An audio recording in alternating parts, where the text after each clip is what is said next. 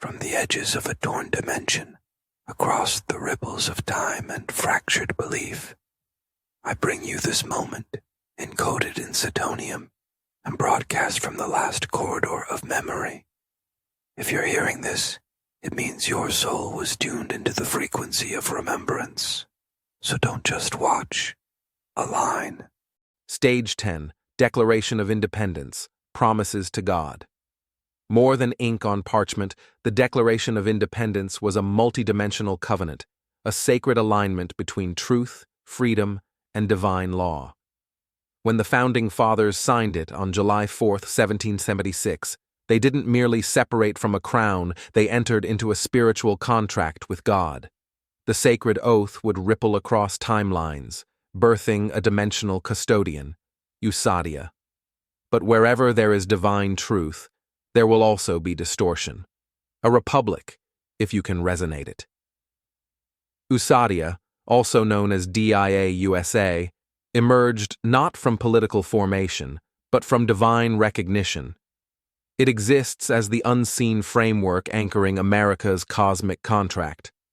More than guardians of borders, Usadia's agents protect the sacred resonance between citizen and creator. Where liberty echoes with divine permission, Usadia listens. It protects from corruption, but cannot override free will. When citizens align, they are protected. When they stray, Usadia watches quietly. For every truth sworn in blood, there's a tabloid trying to cancel it. Enter Usadia, the anti-alignment. Where Usadia guards freedom, Usadia sells illusion. Its weapons, screens, scandals, and celebrity distractions. It turns freedom into brand deals, truth into trending hashtags. Using deception and profit as algorithms, Usadia coaxes citizens into spiritual defection. Want false wealth? Easy. But it'll cost your covenant. A sacred oath echoes forever unless muted by manipulation.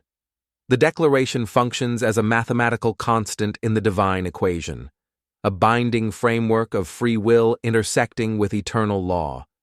Usadia ensures this equation holds, protecting those who choose truth. But math has variables. And people? Even more. 2 brothers. 1 departure. Infinite timelines. The assassination of Joseph and Hiram Smith wasn't just tragic, it was strategic. Their removal initiated a bifurcation of temporal alignment. 2 timelines split. 2 paths opened. The Ark stones, central to cosmic inheritance, were divided to prevent monopolization.